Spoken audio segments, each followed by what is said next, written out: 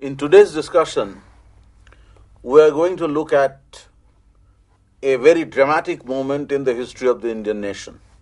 The early days of independence, when the map of India actually emerged out of a very significant effort by the Congress leadership to integrate the princely states within the Indian Union. Actually, the map you look at today as the boundary of the Indian nation state, including the internal boundaries, the provincial boundaries, had begun to be formed around that time. If you compare this with the map of the British India, you see territories demarcated as outside of British India.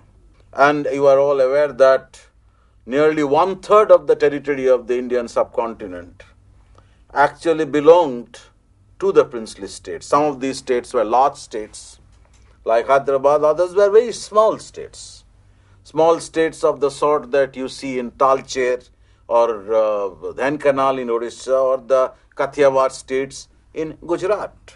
So, to bring all of these political entities, princely states of varying sizes, within the Indian Union was certainly a very difficult task, partly because of the reason that the princes had by then become extremely conscious about their rights as allies of the paramount power. We are all familiar with the history of paramountcy, which goes back to the late 18th century, or the treaty relationships that had evolved in the course of the early 19th century. Precisely for this reason, as you know, the nationalist leadership looked upon this princely order as retrograde and as a major obstacle to the kind of vision of national unity that the Congress projected. And so there were occasions when the Congress leadership would put pressure on the princes by sending warnings or by encouraging movements in these princely states to bring them to reason. Sir, how did the Congress and the British political system evaluate the position of the princely states on the eve of the independence? The Congress position has always been clear. The Congress vision about the creation of a democratic, secular, progressive, modernizing India looked upon the princely states as not merely as an obstacle to India's unity, but also as the legacy of the feudal past, which needed to be removed. We all know that till the 1930s, congressmen were hesitant to participate in the movements in the princely states, but gradually such hesitations were resolved, and the Congress very directly tried to prop up state people's movements in many of these states. The British position was increasingly becoming ambiguous. You are all familiar with the story of how the British tried to draw them out of their exclusive, closely guarded territories, draw them out from their exclusive preserve to become partners in constitutional developments. So we can take up the story later. But if you look at 1946-47, the time when all this drama was taking place, because the integration of the princely states, as you know, had a dramatic content as well. It had happened through different stages.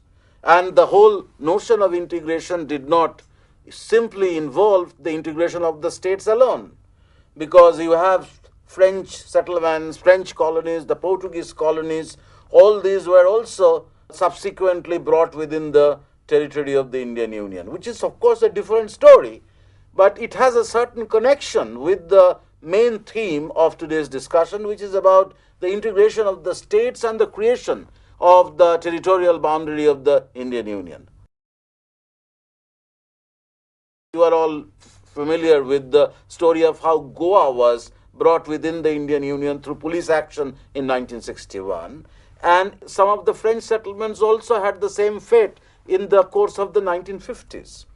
The princely states were somewhat different because these were Indian territories ruled by Indians, and they were bound by certain kinds of treaty obligations with the British.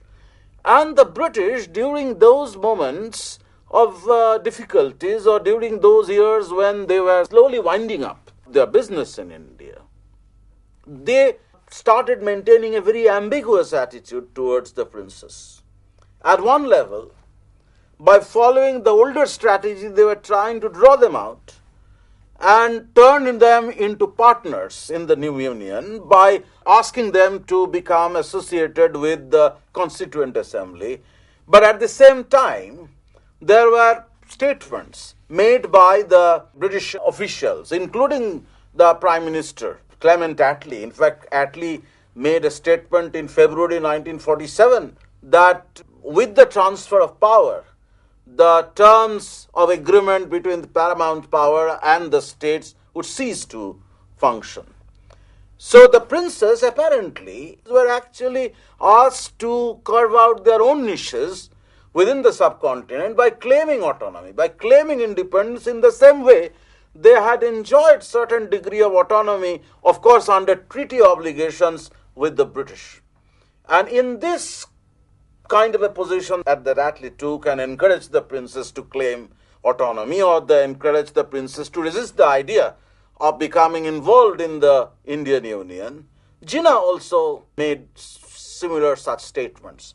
On the eve of the transfer of power, this was encouraging the princely states to consider the possibility of existing as independent units within the subcontinent but outside the territorial boundary of the newly emerging Indian Union. Attlee, of course, qualified this position later by suggesting that in the altered context, it would be wiser for the princes to join either of the two dominions, to participate in the Constituent Assembly deliberations, and ultimately to march into the larger political entities which were emerging at that time.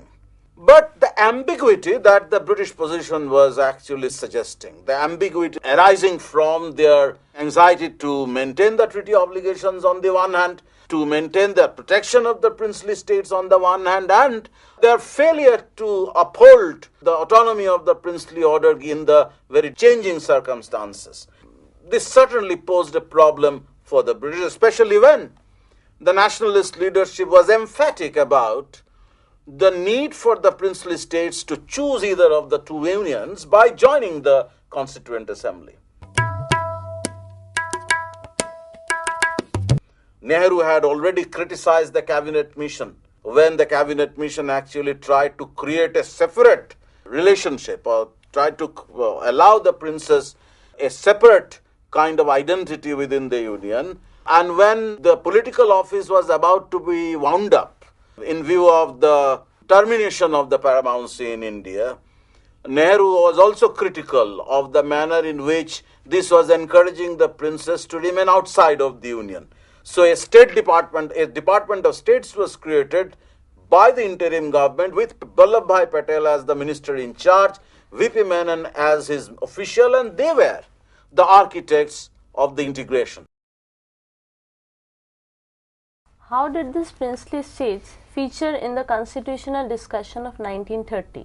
Yeah, not just 1930, but throughout the 1930s. Yeah, throughout the 1930s.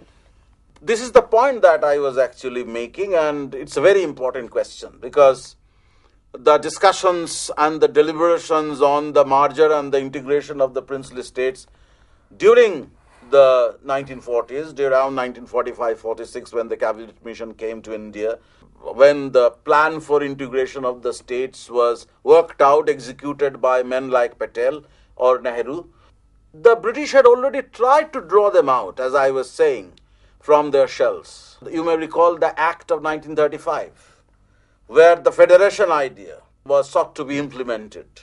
There was a proposal for a federal legislature, of which the princes were also expected to be very important parts. Ultimately, that federal legislature didn't come off. That federation idea didn't come off due to the rejection of this proposal by the princes. And the government of India didn't find enough time to persuade the princes ultimately to accept the federation, because in the meanwhile the war intervened. But if you go even backwards in time to 1930, think of the round table conferences, and in those conferences the princes were present. I mean, it was in the round table conferences this idea of federation was first mooted. It was not as if that the princes readily accepted this. There were dissenting opinions.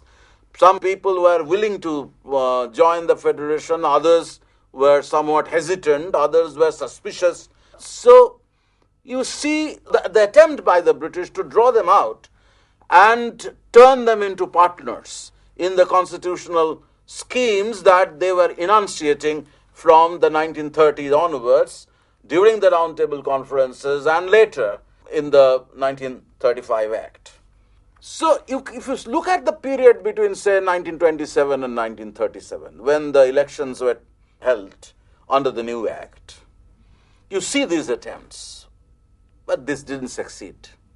The princes were somewhat resistant to the schemes. They wished to retain their autonomy, they wished to retain the kind of relationship that the whole idea of paramountcy implied. They emphasized on the sacrosanctity of the treaties that they had signed with the British.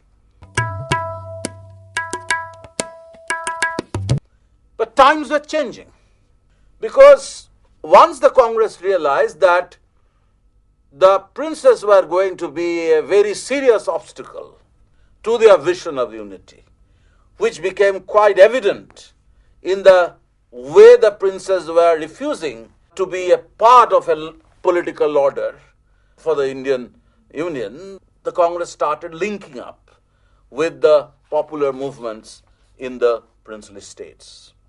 And you are all familiar with the history of these popular movements, how the state people's movements began to develop in many of these states, and providing in the process a different kind of impetus for integration. The implication would become clear later, but already from 1938 onward, there were attempts by the Congress to encourage these movements inspired by nationalism, and this nationalist inspiration was making its impact on the inhabitants of the princely states, regardless of whether the rulers were willing to sail with the nationalist tide or not. Now this problem, this question of whether the princes should be treated as a part of a larger political order, along with the British Indian provinces, whether the princely states and the British Indian provinces would come together to create the territorial boundary of the future Indian state, all these questions, which existed somewhat as academic questions earlier, became far more important during the 1940s, especially after the war, when the British certainly had decided to wind up their empire.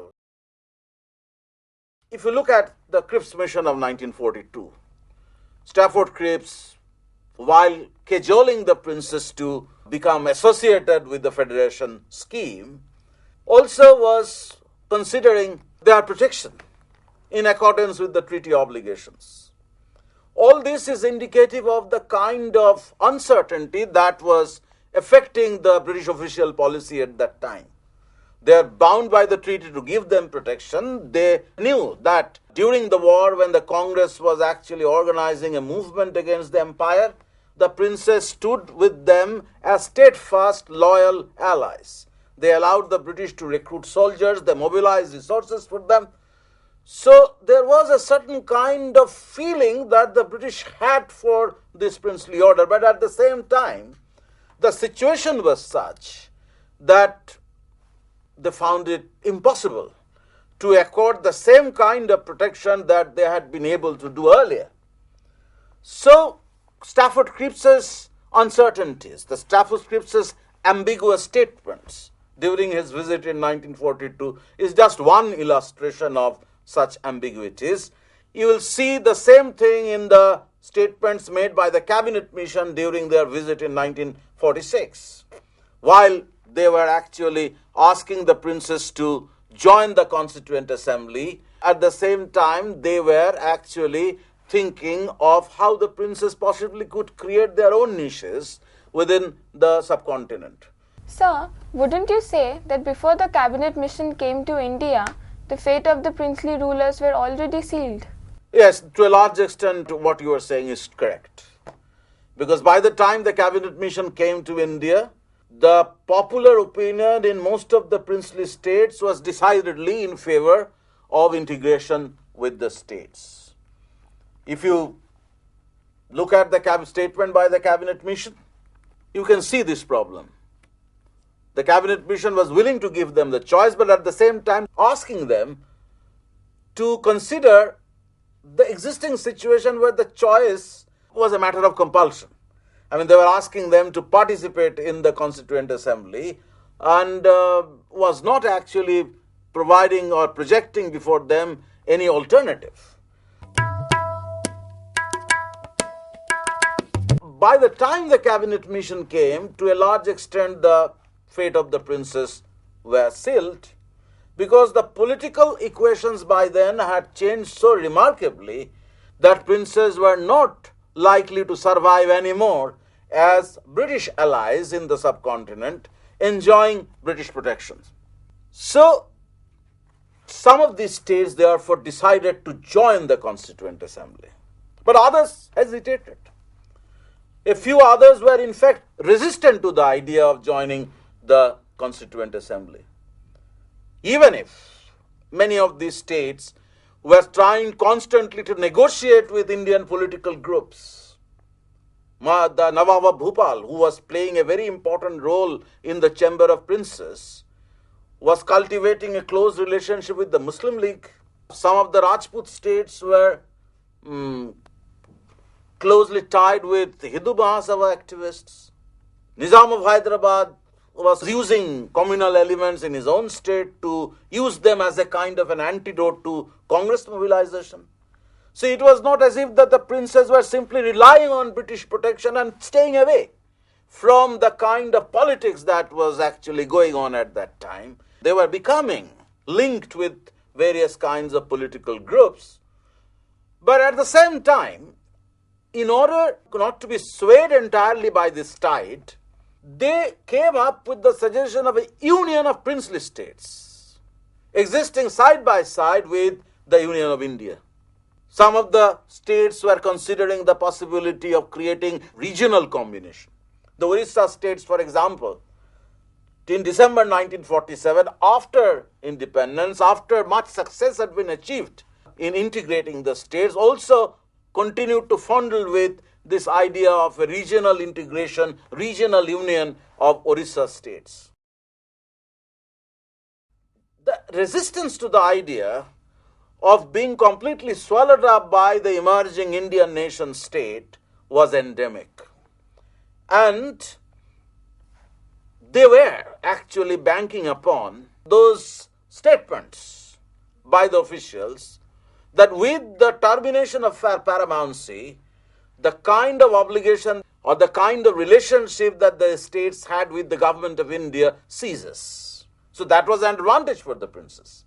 They could say that the legal obligation doesn't exist anymore, therefore we have the right to be completely independent. So Nehru sensed the danger in this kind of a position taken by the princes, secretly encouraged by the British.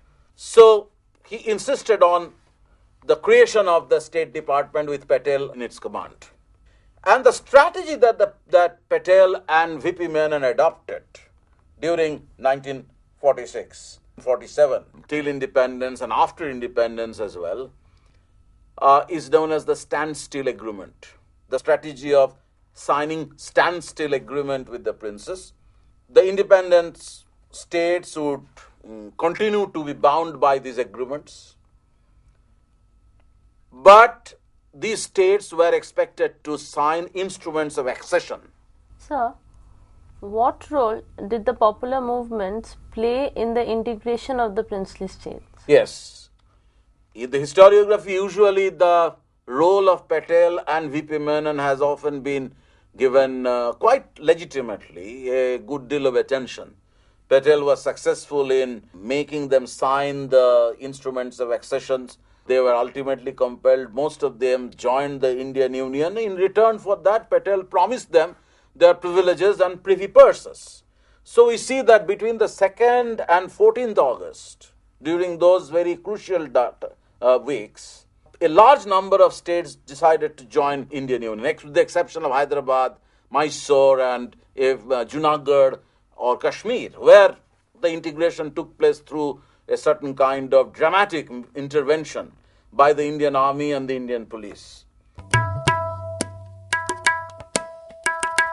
While we acknowledge that, we have to consider also the important contribution that popular movements actually made to the creation of a political environment in which accession to the Indian Union became almost inevitable. Because there was no alternative, there was no escape for these princely states from this eventuality.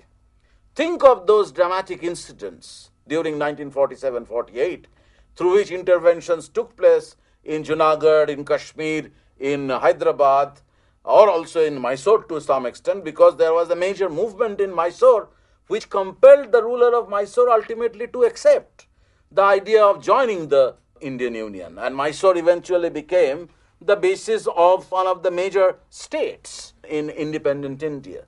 We have already indicated that the boundaries of the present provinces, the present constituent states of India were actually demarcated at that time. Certainly, linguistic reorganization of the states also was an important factor. The Congress had accepted the reorganization of the provinces on a linguistic basis, and together with this integration process that was happening around this time, they demarcated the boundaries. Because once the states actually signed those instruments of accession, Patel and others compelled the states to come to an agreement regarding the merger of their territories within the constituent states. But all this was successful largely because of the kind of impetus that had already been given by popular movements in many of these states, and which goes back to the 1930s, about which you are all familiar. You think of Junagadh, for example. The Nawab of Junagadh decided to join Pakistan. There was a huge uproar against it in Junagadh. The predominantly Hindu subjects of Junagadh decided against this. And ultimately, since troubles began to break out, the Prime Minister of Junagadh, Shah Nawaz Bhutto, father of the later Prime Minister of Pakistan, Zulfikar Ali, asked for Government of India's intervention, and there was a plebiscite held, and Junagadh became a part of Indian Union after the plebiscite decided in favor of accession to India in early 1948. Kashmir is a well-known story.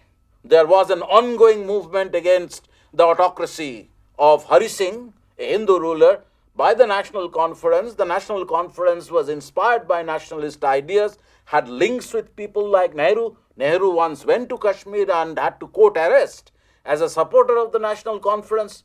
But Hari Singh resisted the idea of joining the Indian Union till there was a military intervention from Pakistan, forcing Hari Singh to sign the instrument of accession and deciding to merge into India. But Kashmir issue remained a thorny problem, and it has not yet been resolved because the plebiscite was never held. But that is a different story. Hyderabad, there was an ongoing movement against Nizam, organized by the congressmen from Andhra region. By the time all these decisions had to be taken, there was a communist-led peasant movement in Telangana, and the Telangana movement to a large extent had been able to impart an element of radicalism in the region.